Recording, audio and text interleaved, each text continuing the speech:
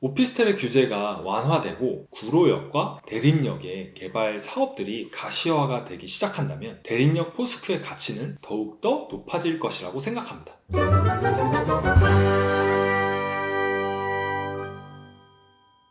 안녕하세요. 부동산 투자와 사업으로 경제적자를 꿈꾸는 두지입니다. 여러분, 지난 임장 영상은 재밌게 보셨나요? 제가 임장을 다니면서 느꼈던 점은 생각보다 구로 5동의 주변 환경이 좋다는 거였어요. 특히 오피스텔 근처의 주변 환경이 정말 좋았는데요. 그래서 부동산을 구매하거나 투자를 할 때는 임장 활동이 정말 중요한 것 같습니다. 선입견은 투자에 도움이 되지 않는다는 말이 있잖아요. 인터넷으로 손품을 찾는 것도 중요하지만 역시 임장을 통해서 발품을 팔아서 직접 내 눈으로 이런 것들을 보는 것이 선입견을 걷어내는데 정말 도움을 주는 것 같습니다. 이번 영상에서는 앞선 프리뷰 영상과 임장 영상에 이어서 본격적으로 대림역 포스큐와 구로 5동의 분석을 해보도록 하겠습니다. 그럼 시작해볼까요?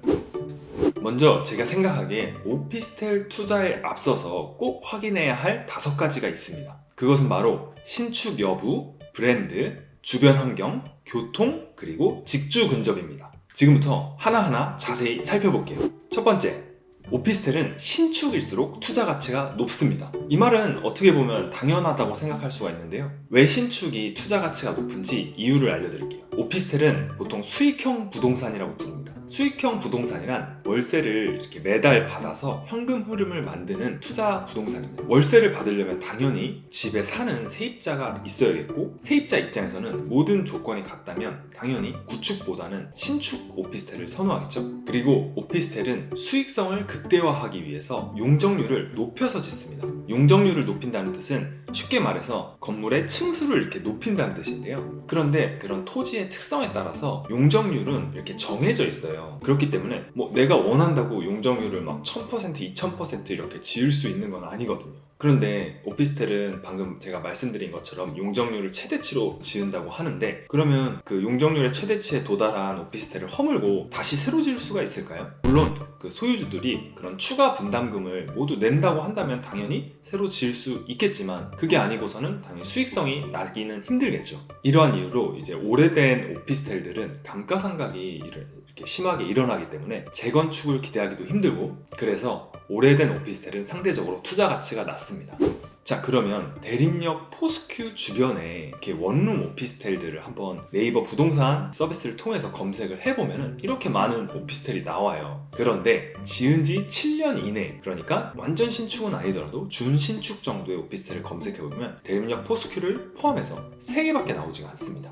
그 중에서도 매매가가 가장 저렴한 대림역 포스큐는 2016년 1월에 입주를 시작한 5년밖에 안 된 신축이라고 볼 수가 있습니다. 세입자들이 신축을 선호하는 것처럼 오피스텔 투자에 있어서도 신축의 여부가 중요합니다.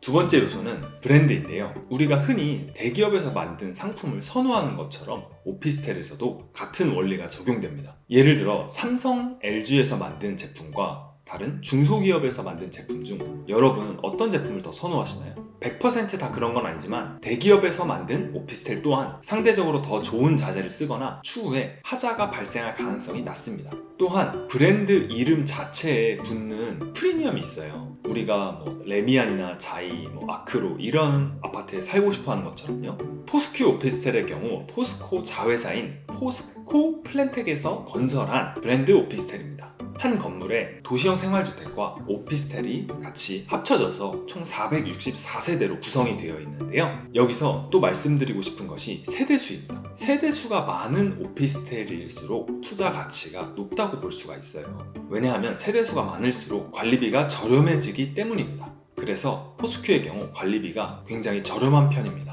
또한 총 주차 대수는 167대로 세대수보다는 작지만 자주식과 기계식 혼합 방식이 되어 있기 때문에 주차하기에 굉장히 편리한 환경을 갖추고 있습니다. 세대수가 많지 않은 이런 조그만 오피스텔들은 대부분 기계식 주차장만 설비를 갖추고 있거든요. 그런데 기계식 주차장이 있는 오피스텔에서 살아보셨나요? 저는 한 1년 정도를 잠깐 살아봤는데 차를 이렇게 넣고 빼고 할 때 앞사람을 기다려야 되고, 특히 출근이나 퇴근 시간대는 딜레이들이 많이 생기기 때문에 굉장히 불편한 것이 단점이라고 할 수가 있어요. 세 번째 요인은 주변 환경입니다. 대림역 포스큐의 경우 바로 앞에는 건물이 있어서 시야가 막힌 게 아니라 거리공원이나 도림천 이런 자연 환경이 있어서 뷰가 굉장히 좋습니다. 그리고 지적도를 보면 알 수 있듯이 포스큐와 거리공원이 위치한 지역은 상업지역이기 때문에 지가가 높습니다. 지가는 땅값이라고 보시면 되는데요. 땅값이 높으면 개발 압력이 세질 수밖에 없기 때문에 임장 영상에서 보신 것처럼 주변이 굉장히 깔끔합니다. 그리고 바로 근처에 구로도서관, 구로경찰서, 주민센터 등 각종 공공기관과 관공서가 위치하며 15분 거리의 신도림역 주변에는 백화점과 대형마트 등 문화시설과 편의시설이 있어서 생활 인프라가 편리합니다. 그러나 단점도 있습니다. 구로동과 대림동 주변은 조선족 중국인 밀집 지역으로 유명한 지역인데요. 특히 대림 2동이 조선족 중국인 밀집 지역이며 구로 4동과 가리봉동도 밀집 주거 지역으로 유명합니다. 하지만 지도에 도림천을 기준으로 우측에 조선족과 중국인 분들이 많이 거주를 하시며 왼쪽의 거리공원 쪽은 임장 영상에서 보셨다시피 굉장히 쾌적합니다. 즉 구로 5동의 거리공원을 마지노선으로 볼 수가 있겠네요. 또 하나의 다른 단점은 2호선 지하철이 도림천 위를 바로 지나간다는 거예요. 창밖으로 열차가 이렇게 지나가는 거는 보기에는 너무 이쁘지만 소음에 민감하신 분들이라면 창문을 열어두고 거주하시기엔 좀 불편할 수가 있어요. 네 번째 요소는 직주 근접입니다. 전 사실 이 점이 대림역 포스큐의 가장 큰 강점이라고 생각을 하는데요. 서울의 대표 업무지구 중 하나인 쥐벨리가 가까이에 있기 때문이에요. 또한 쥐벨리뿐만 아니라 구로동 내에서도 구로구청, 구로경찰서, 고려대 구로병원, 테크노마트, 서부금융센터, 디큐브시티 백화점 등 양질의 일자리가 굉장히 많습니다. 오피스텔과 같은 수익형 부동산은 공실이 나는 것이 가장 큰 리스크라고 볼 수가 있는데 이렇게 주변에 직장이 많은 지역에서는 오피스텔에 공실이 날 가능성이 굉장히 적습니다. 이 지역의 주변 일자리뿐만 아니라 여의도가 바로 옆에 있고 그리고 강남, 홍대까지 약 30분 정도면 갈 수가 있는 굉장히 좋은 직주 근접의 위치입니다. 이 말은 서울 어디든지 지하철로 이동하기가 편하다는 말입니다. 그러니 2030 세대가 정말로 좋아할 수밖에 없는 위치지 않나요? 마지막 다섯 번째는 교통입니다. 이거는 직주 근접이라는 것과 약간 겹치는 부분이기도 한데요. 서울의 황금 노선인 2호선과 7호선이 있는 대림역까지 걸어서 7분밖에 안 걸리며 역으로 갈 때 큰 대로변을 따라가기 때문에 치안이라는 측면에서도 굉장히 안전하다고 볼 수가 있습니다. 대림역뿐만 아니라 GTX 노선 B, D가 생길 예정인 서울 서남권의 핵심역 신도림역까지도 도보로는 한 15분 그리고 버스로는 5분 거리이기 때문에 교통적인 측면에서도 굉장히 좋다고 볼 수가 있습니다.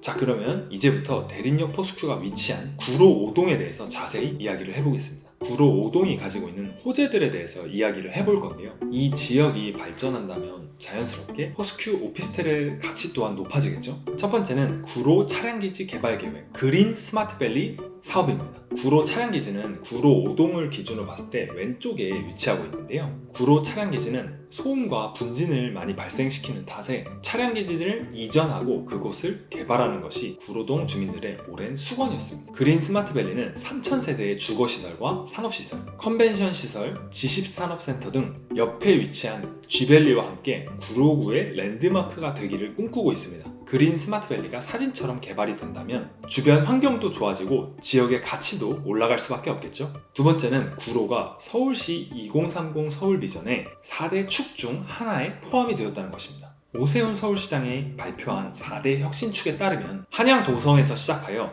서울역, 용산, 여의도, 영등포를 따라 이어지는 국제경쟁 혁신축에 구로가 포함되었습니다. 따라서 자연스럽게 구로동의 개발 압력 또한 높아질 수밖에 없는 상황입니다. 세 번째는 구로 역세권 개발 계획인데요. 구로 역세권 주변은 현재 저층 주거지들로 되게 낙후가 많이 되어 있습니다. 그런데 최근에 소유주들이 자체적으로 역세권 개발 사업을 위해서 동의서를 걷는 중입니다. 네 번째는 대림 역세권의 공공주도 재개발 후보지 발표가 되었다는 겁니다. 이번에 국토부에서 대림 역세권 주변을 공공주도 재개발 후보지로 발표했는데요. 대림역 주변은 이제 저층 주거지와 노후화된 건물들로 밀집되어 있어 주변 환경과 치안이 좋지가 않았거든요. 그런데 최근에 국토부에 의해 이 지역에 아파트 1,400호를 비롯해 상업, 문화시설이 들어오는 복합공간으로 개발하기로 한 계획이 발표되었습니다. 만약 계획대로 개발이 된다면 왠지 모르게 밤에는 혼자 다니기 좀 무서웠던 대림역 주변이 굉장히 안전하고 쾌적하게 개발이 될 것 같아요.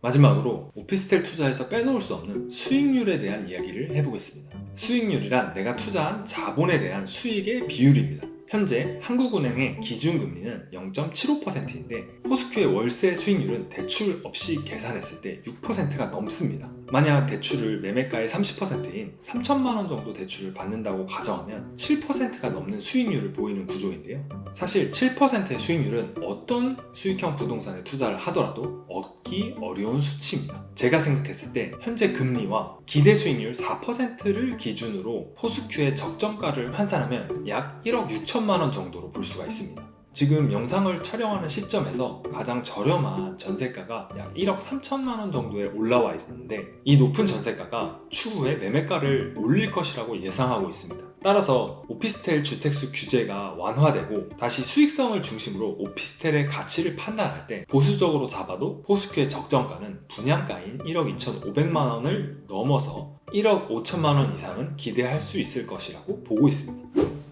오피스텔의 규제가 완화되고 구로역과 대림역의 개발 사업들이 가시화가 되기 시작한다면 대림역 포스큐의 가치는 더욱더 높아질 것이라고 생각합니다. 사실 서울 전체를 찾아봐도 1억 원대에 400세대가 넘는 브랜드 오피스텔은 찾기가 어려운데요. 따라서 충분히 시세 차익을 기대할 수 있다고 판단했습니다. 또한 포스큐 주변에 신축 오피스텔이 없다는 점도 포스큐의 가치를 더욱 높일 수 있다고 생각을 했고요. 개인적으로 수익형 부동산을 매수하는 것은 기회비용이 크다고 생각을 하지만 포스큐의 경우 투자 금액이 적은 사회 초년생이 실거주 플러스 시세 차익을 기대하고 매수할 수 있다는 장점이 굉장히 매력적이라고 생각합니다. 이상으로 이번 영상에서는 대림역 포스큐 오피스텔에 대한 자세한 분석을 해보았는데요. 무엇보다 투자를 할 때는 저렴하게 사는 것이 중요하다고 생각합니다. 그런 맥락에서 대림역 포스큐는 사회 초년생이 적은 금액을 가지고 투자를 할 때 실거주, 수익성, 시세 차익 이 세 박자를 고루고루 갖춘 투자처라고 생각을 합니다. 이번 영상은 투자크래프트 첫 번째 시리즈의 세 번째 영상이었는데요. 다음으로 올라갈 시리즈의 마지막 영상은 후기 영상입니다. 후기 영상에서는 부동산 거래가 어떻게 이루어지는지에 대해서 자세히 알려드릴 예정이고 은행 대출과 전반적인 이런 거래 진행 상황에 대해서 그리고 꿀팁에 대해서도 알려드릴 예정이오니 꼭 놓치지 마세요. 이번 영상에 대해서 질문이 있으시면 자유롭게 댓글로 남겨주시고 도움이 되셨다면 구독과 좋아요 그리고 알림 설정까지 꼭 부탁드리겠습니다. 다음에도 재밌고 유익한 영상으로 돌아오겠습니다. 감사합니다.